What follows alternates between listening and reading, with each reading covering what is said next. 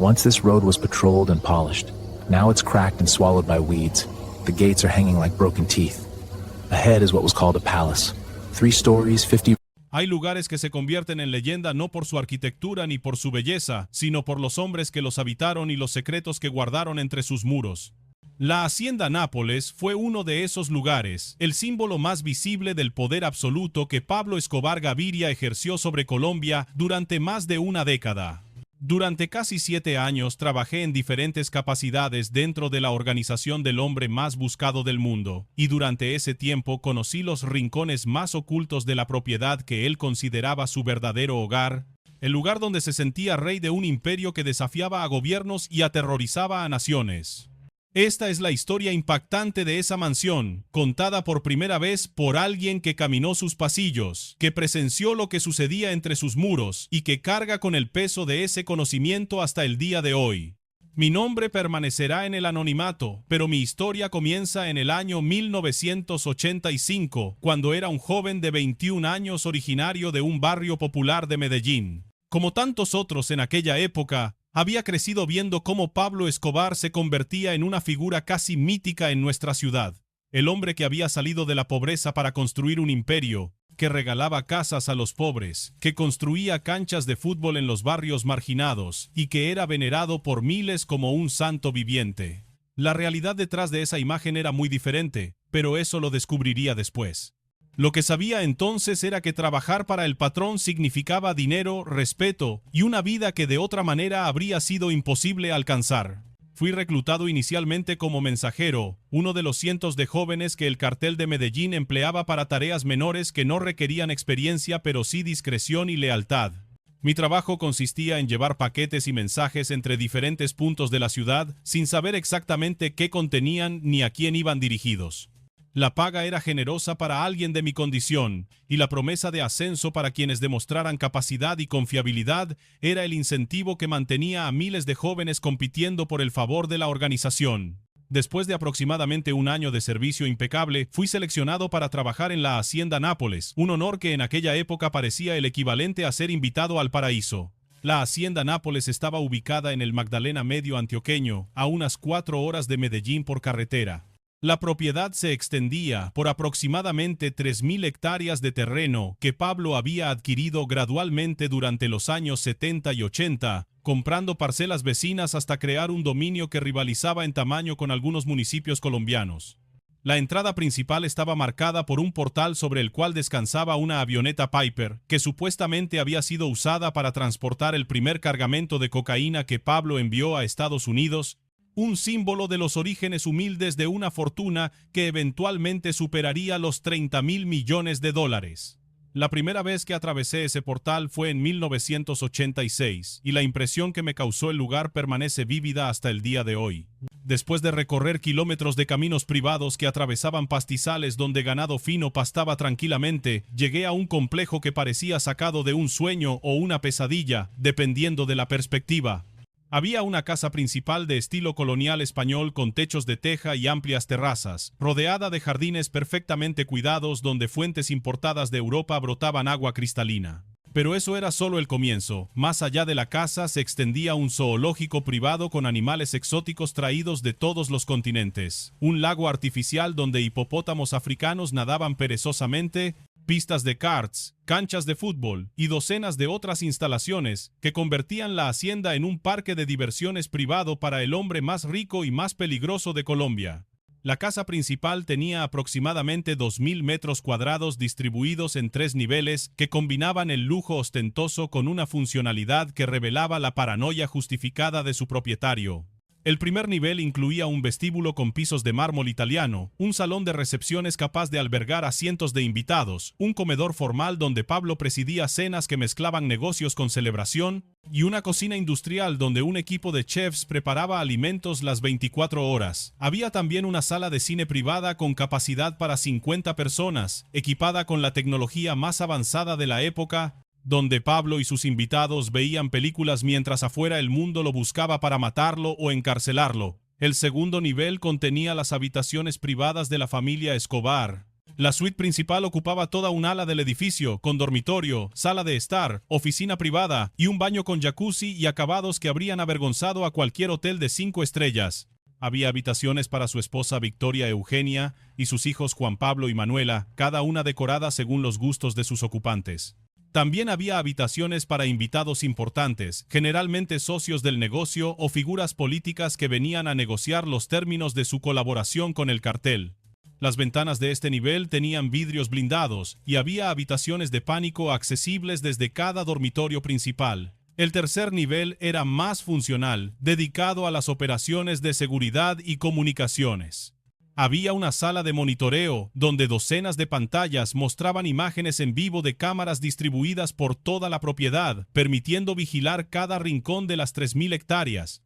Había también una sala de comunicaciones equipada con radios, teléfonos satelitales y sistemas de intercepción que permitían escuchar conversaciones de autoridades y rivales.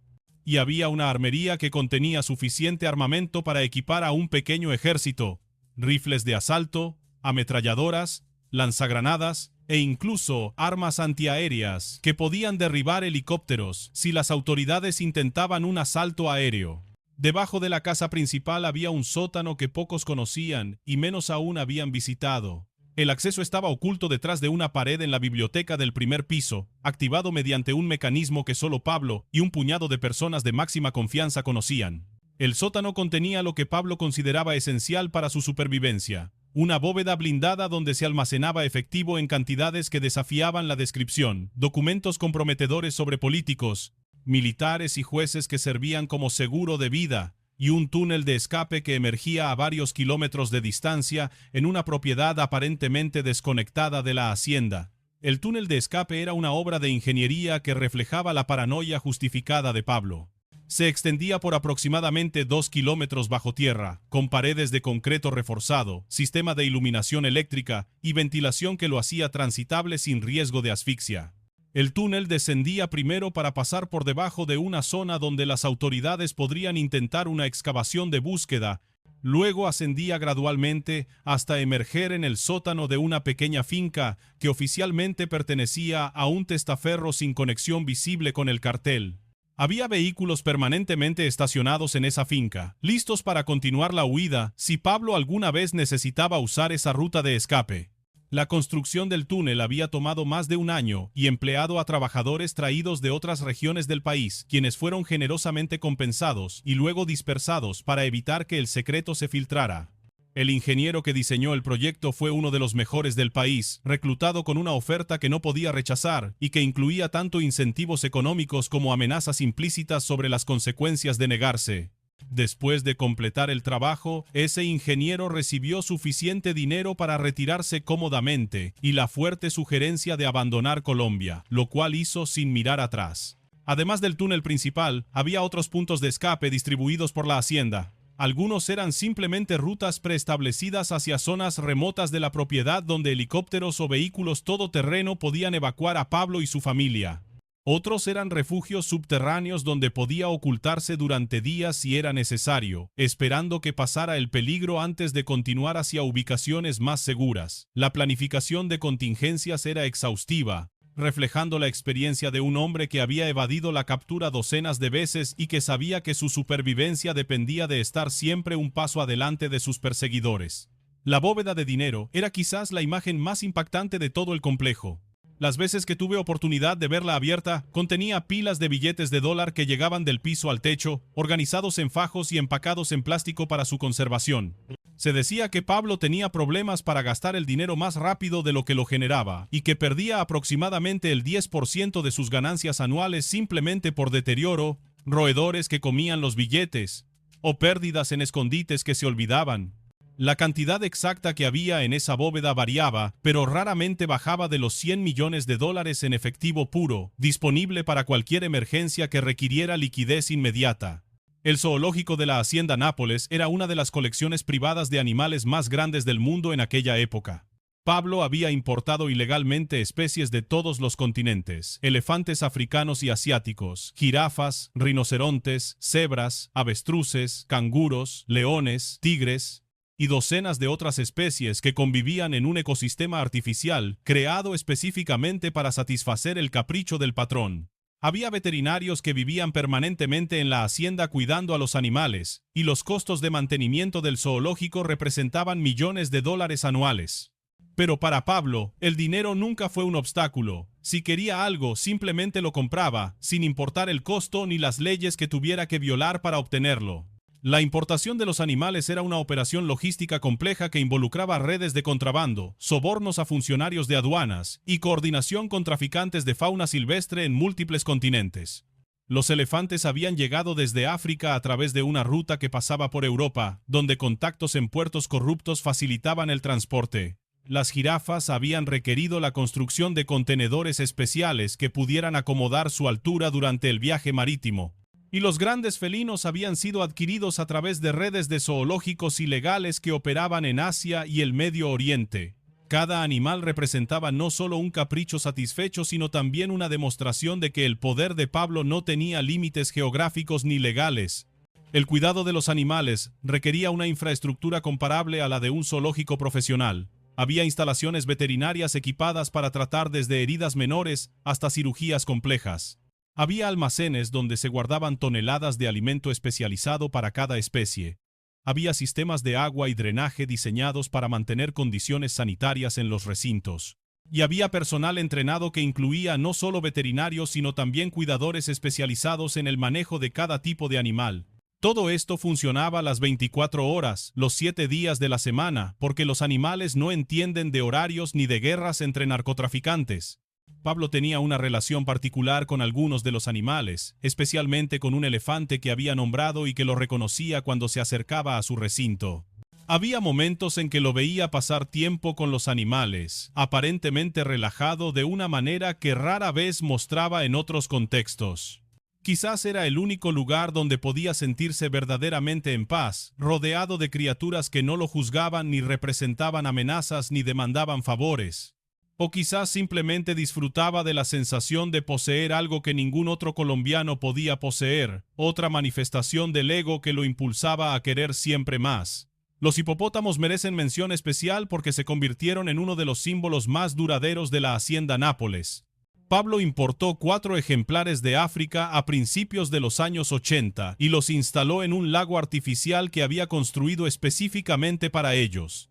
Después de su muerte y el abandono de la hacienda, estos hipopótamos escaparon y se reprodujeron en los ríos de la región, convirtiéndose en una población invasora que hasta el día de hoy representa un problema ecológico para Colombia. Son el legado más visible y más extraño de un hombre cuya influencia sigue afectando al país décadas después de su muerte.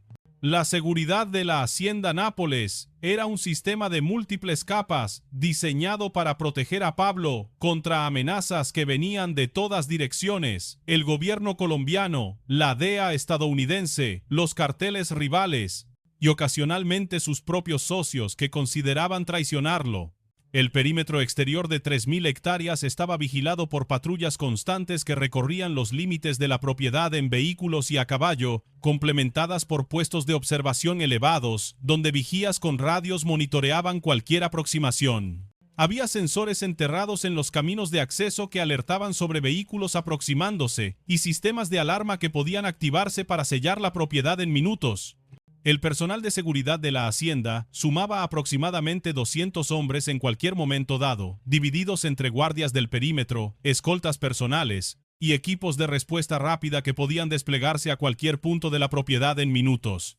Muchos de estos hombres eran veteranos del ejército o la policía que habían sido reclutados con salarios que multiplicaban por 10 o 20 lo que ganaban en sus empleos anteriores. Otros eran jóvenes de los barrios populares de Medellín, leales a Pablo por los beneficios que él y su organización proporcionaban a sus comunidades. Esta mezcla de profesionales y devotos creaba una fuerza de seguridad que combinaba competencia técnica con lealtad fanática. El reclutamiento para el equipo de seguridad seguía procesos rigurosos diseñados para identificar tanto habilidades como lealtad. Los candidatos eran investigados exhaustivamente, sus antecedentes familiares, sus conexiones sociales, cualquier historial que pudiera indicar vulnerabilidad a presiones externas o inclinación hacia la traición. También había pruebas prácticas donde se evaluaban habilidades de combate, manejo de armas y capacidad para operar bajo presión. Solo quienes pasaban todas estas evaluaciones eran considerados para posiciones en la hacienda y aún entonces comenzaban en roles periféricos antes de ganarse la confianza necesaria para acceder a las áreas más sensibles. El entrenamiento del personal de seguridad era continuo y profesional. Había instructores, algunos de ellos exmilitares de fuerzas especiales, que conducían ejercicios regulares de tiro, tácticas de combate urbano y rural, protección de personas importantes y manejo de situaciones de crisis. Las prácticas se realizaban en zonas remotas de la hacienda donde el ruido de los disparos no llamara la atención y los escenarios simulaban todo tipo de amenazas. Desde ataques de grupos rivales hasta operativos militares con apoyo aéreo. La preparación era exhaustiva porque Pablo exigía excelencia y las consecuencias de fallar en protegerlo eran demasiado graves para contemplarlas. La compensación para el personal de seguridad variaba según el rango y la antigüedad, pero incluso los guardias de menor nivel ganaban varias veces lo que habrían obtenido en empleos legítimos. Los escoltas personales de Pablo recibían salarios comparables a los de ejecutivos de grandes empresas, más bonos por misiones especialmente peligrosas y beneficios que incluían atención médica, educación para sus familias y la promesa de apoyo económico si algo les sucedía. Este paquete de compensación estaba diseñado para comprar lealtad absoluta, y en la mayoría de los casos funcionaba. Era difícil traicionar a alguien que había transformado las vidas de tantos de manera tan dramática. Los protocolos de emergencia se practicaban regularmente para garantizar que todos supieran exactamente qué hacer en caso de un ataque. Había simulacros de asalto terrestre donde los equipos de respuesta practicaban contener a atacantes mientras Pablo y su familia se refugiaban en las habitaciones de pánico. Había simulacros de asalto aéreo donde se activaban las defensas antiaéreas y se preparaban rutas de evacuación alternativas. Y había protocolos para escenarios donde la huida era la única opción, con vehículos siempre listos en múltiples puntos de la propiedad y rutas de escape planificadas hacia refugios seguros en otras partes del país. La vida cotidiana en la hacienda cuando Pablo estaba presente seguía ritmos que combinaban la normalidad doméstica con la paranoia del fugitivo. Pablo se levantaba generalmente tarde, después de noches que a menudo se extendían hasta la madrugada con reuniones, fiestas o simplemente viendo películas en su cine privado. El desayuno era un asunto familiar cuando las circunstancias lo permitían, con Victoria y los niños sentados alrededor de una mesa donde Pablo presidía como un patriarca benevolente, discutiendo asuntos domésticos como si fuera un padre normal y no el criminal más buscado del hemisferio occidental. Las mañanas se dedicaban generalmente a asuntos del negocio. Pablo recibía reportes de sus lugartenientes sobre el estado de las operaciones, embarques de cocaína en tránsito hacia Estados Unidos y Europa, dinero que llegaba de los mercados de distribución, problemas con autoridades o rivales que requerían atención, y las interminables negociaciones con políticos y funcionarios cuya cooperación era esencial para la continuidad del negocio. Estas reuniones se realizaban en la oficina del segundo piso o en la biblioteca del primero, dependiendo del nivel de confidencialidad requerido. Los asistentes dejaban sus armas y teléfonos en la entrada, y las conversaciones se realizaban sabiendo que nada de lo que se dijera podía salir de esas paredes. Las tardes eran más variadas dependiendo del humor de Pablo y las circunstancias del momento. A veces se dedicaba a actividades recreativas, jugando fútbol en las canchas de la hacienda con sus escoltas y empleados, o paseando por el zoológico revisando el estado de sus animales. Otras veces organizaba reuniones más extensas con socios importantes, negociando los términos de alianzas o resolviendo disputas que habían surgido en el vasto imperio del cartel. Y ocasionalmente simplemente desaparecía durante horas, retirándose a su suite o a algún rincón de la propiedad donde nadie lo molestaba, procesando el estrés de una vida donde la muerte acechaba constantemente. Las noches en la hacienda Nápoles podían ser tranquilas reuniones familiares o fiestas legendarias que duraban hasta el amanecer. Cuando Pablo quería celebrar, no escatimaba en nada. Se traían músicos famosos que tocaban exclusivamente para él y sus invitados. Se servía comida preparada por los mejores chefs, y el alcohol y las drogas fluían sin límite. Los invitados incluían narcotraficantes aliados, políticos que venían a cultivar la relación con el patrón, empresarios que lavaban dinero para el cartel, y una selección de las mujeres más hermosas de Colombia traídas específicamente para decorar estos eventos. Yo presenciaba estas fiestas desde mi posición de servicio, observando excesos que todavía me resultan difíciles de procesar. La música en estas fiestas abarcaba todos los géneros populares de la época: vallenato, salsa, cumbia y los corridos que narraban las hazañas de narcotraficantes como si fueran héroes populares. Pablo tenía preferencias particulares por ciertos artistas, y a veces los hacía tocar las mismas canciones repetidamente durante toda la noche. Había compositores que creaban canciones específicamente sobre él, glorificando sus orígenes humildes, su generosidad con los pobres y su desafío a las autoridades. Estas canciones alimentaban el mito de Pablo como un Robin Hood colombiano, aunque la realidad era mucho más compleja y mucho más oscura. La comida en estas celebraciones era tan extravagante como todo lo demás. Había mariscos frescos traídos desde las costas del Pacífico y el Caribe, carnes de las mejores ganaderías del país, platos internacionales preparados por chefs contratados específicamente para la ocasión, y una variedad de postres que habría impresionado a cualquier restaurante de alta cocina. Los costos de alimentar a cientos de invitados durante una sola noche podían superar fácilmente los $100,000, pero para Pablo esto era irrelevante. El dinero era la única cosa que nunca le faltaba. El consumo de drogas durante las fiestas era abierto y desenfrenado. La cocaína estaba disponible en prácticamente cada superficie, y su consumo era tan casual como beber un vaso de agua. Había también marihuana, licores de las marcas más exclusivas, y ocasionalmente otras sustancias para quienes las solicitaran. Pablo mismo era moderado en su consumo de cocaína, prefiriendo la marihuana, pero no imponía restricciones a sus invitados. La ironía de ver a personas destruirse con el mismo producto que financiaba toda esta opulencia no escapaba a quienes teníamos ojos para verla. Las mujeres en estas fiestas eran una mezcla de reinas de belleza, modelos, actrices y mujeres simplemente atraídas por el poder y el dinero que el mundo de Pablo representaba. Algunas eran invitadas específicamente para acompañar a huéspedes importantes, otras venían por su propia voluntad buscando oportunidades, y otras eran profesionales cuya presencia se pagaba generosamente. El ambiente en estas fiestas era de indulgencia total, donde las normas sociales convencionales simplemente no aplicaban, y donde cualquier deseo podía satisfacerse si se tenía el valor de expresarlo. Las mujeres eran una presencia constante en la vida de Pablo, quien mantenía múltiples relaciones simultáneas además de su matrimonio con Victoria Eugenia. Había amantes que vivían temporalmente en propiedades cerca de la hacienda, disponibles cuando Pablo las llamaba. Había modelos y actrices que visitaban para fiestas específicas, atraídas por el dinero y el poder que representaba el patrón. Y había una corriente constante de mujeres jóvenes, muchas de ellas apenas mayores que adolescentes, cuya presencia en la hacienda me generaba incomodidad incluso entonces. Victoria toleraba estas infidelidades con la resignación de quien entiende que cuestionar al hombre más poderoso de Colombia no era una opción. Los visitantes a la hacienda incluían una galería de personajes que ilustraban el alcance del poder de Pablo. Había narcotraficantes de organizaciones aliadas que venían a coordinar operaciones conjuntas o resolver disputas territoriales. Había políticos de todos los niveles, desde concejales locales hasta senadores y ministros, que llegaban discretamente a recibir pagos o a negociar los términos de su cooperación.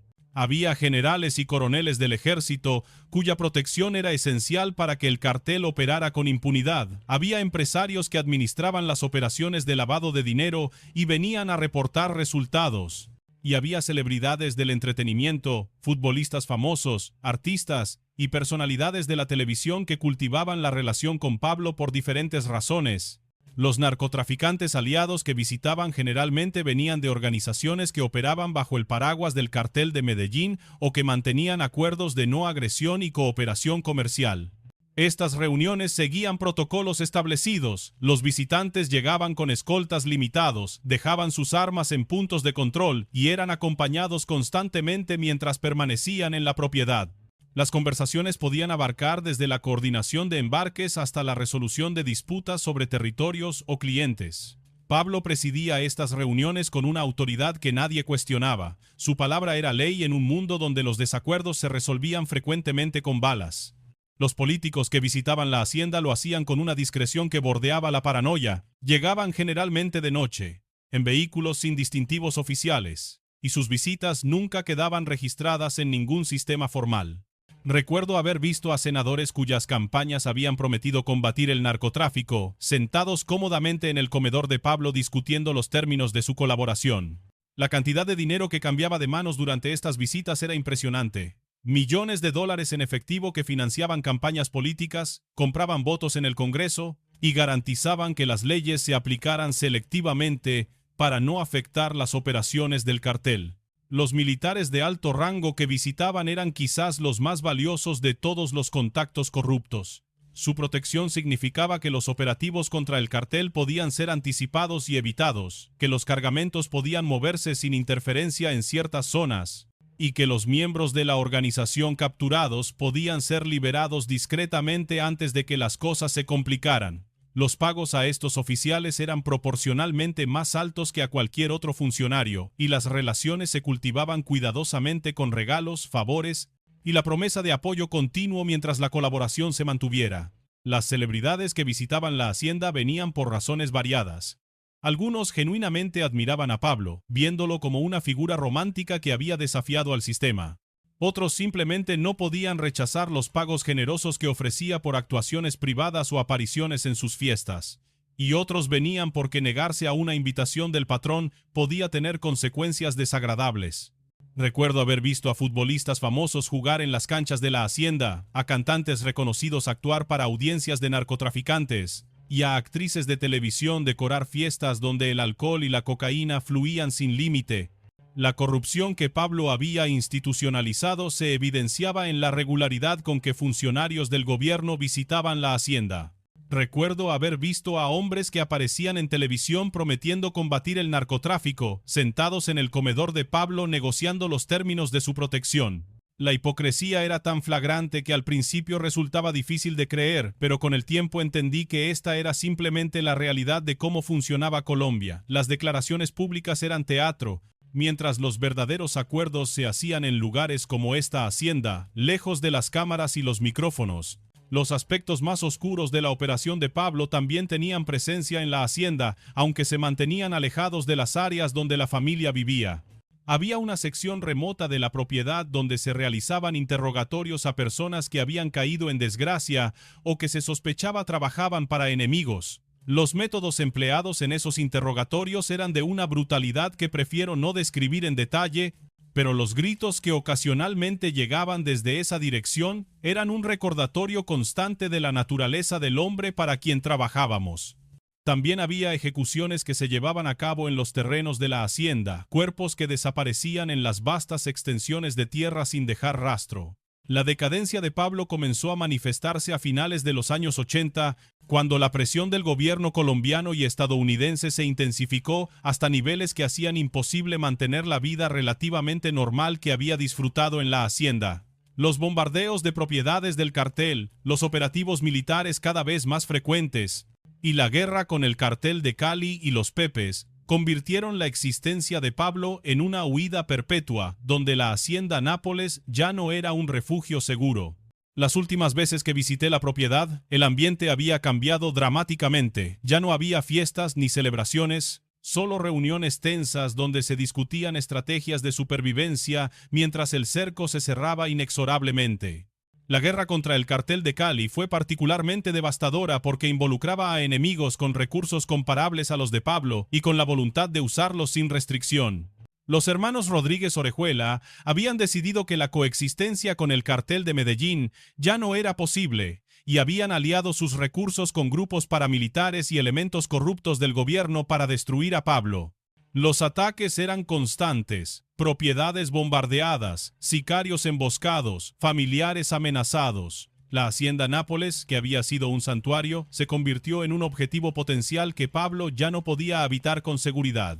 Los Pepes, acrónimo de perseguidos por Pablo Escobar, fueron quizás el enemigo más peligroso porque combinaban el conocimiento íntimo de ex-socios de Pablo con el apoyo de agencias de inteligencia colombianas y estadounidenses.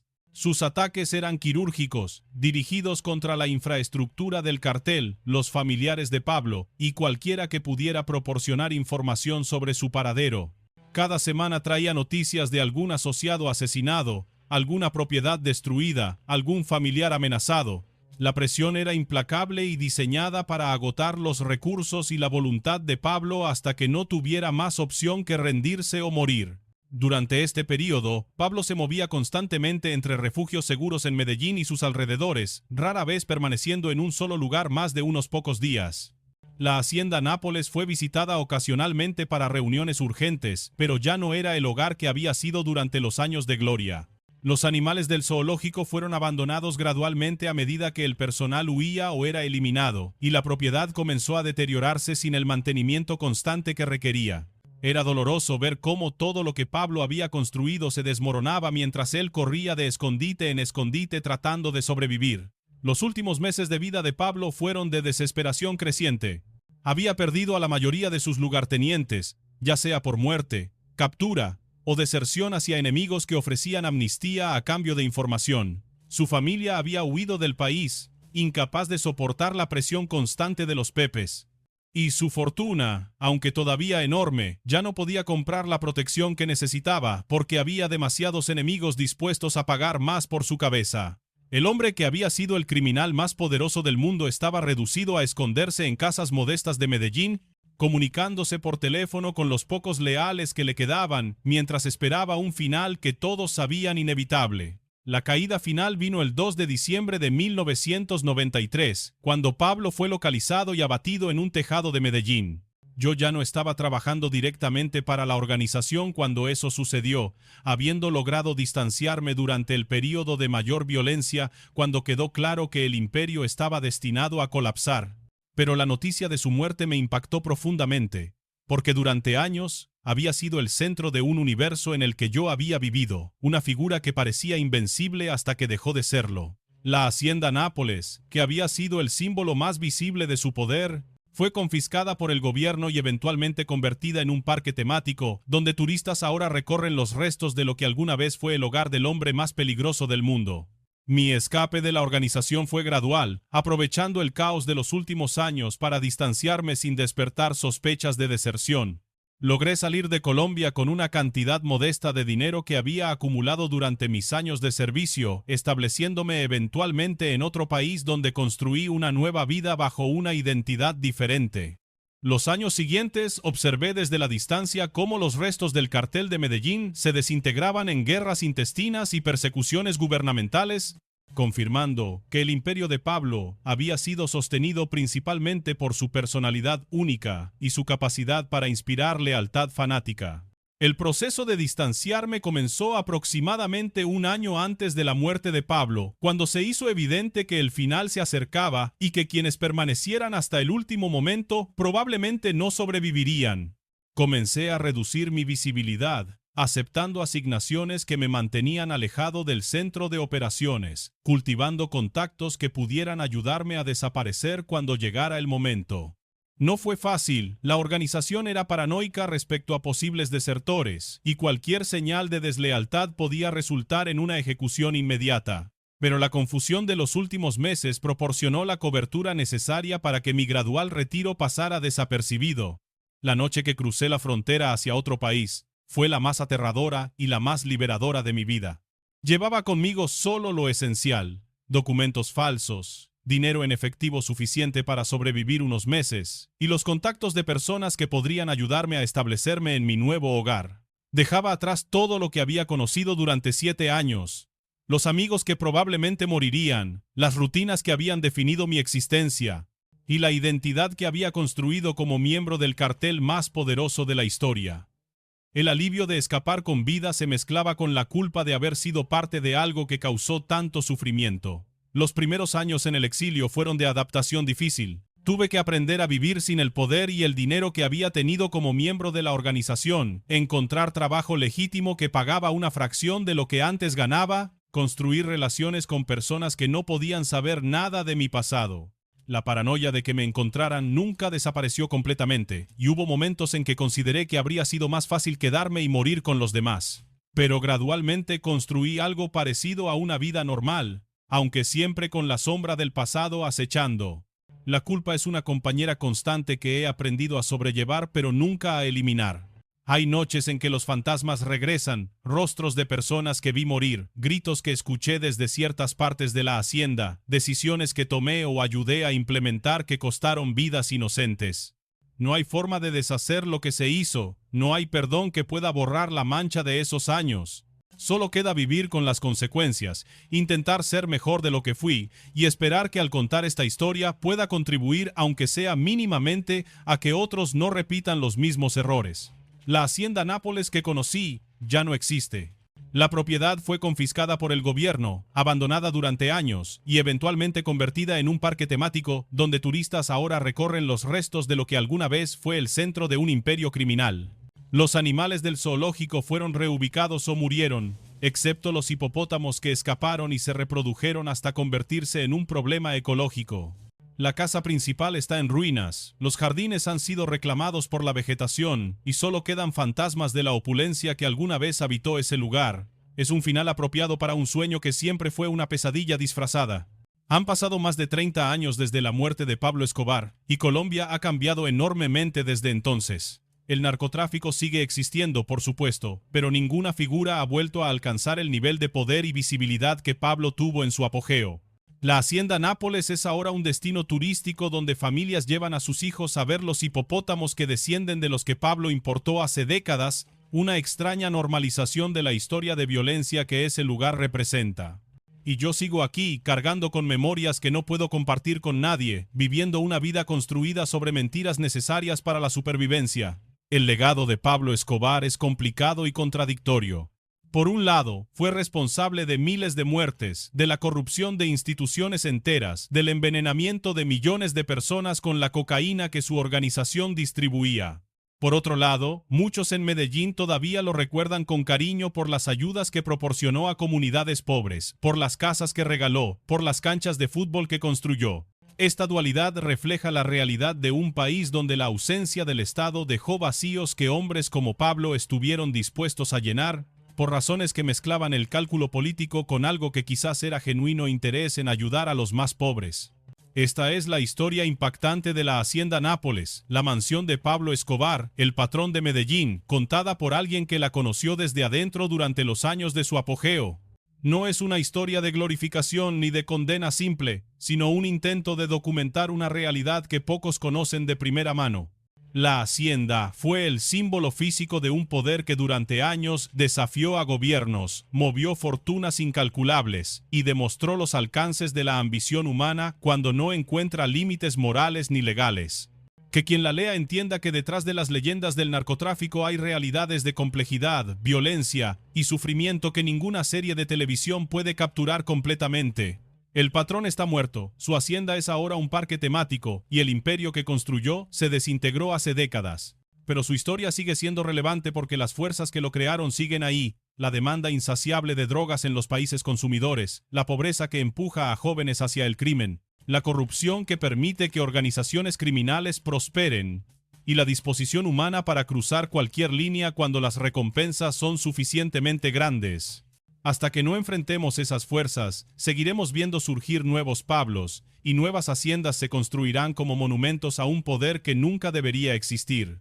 Esta es mi confesión, mi testimonio, mi intento de darle sentido a años de participación en un mundo que causó sufrimiento incalculable. La hacienda Nápoles fue parte de mi vida durante años cruciales de mi juventud, el lugar donde aprendí cómo funciona el verdadero poder y el precio que cobra a quienes lo sirven. Ahora vivo con los recuerdos de lo que vi y lo que hice, cargando una culpa que ninguna cantidad de tiempo puede disminuir. Que esta historia sirva al menos como advertencia para quienes consideren seguir el mismo camino, y como memorial de una época que esperamos nunca se repita, pero que probablemente ya se está repitiendo en algún lugar bajo otros nombres y otros rostros.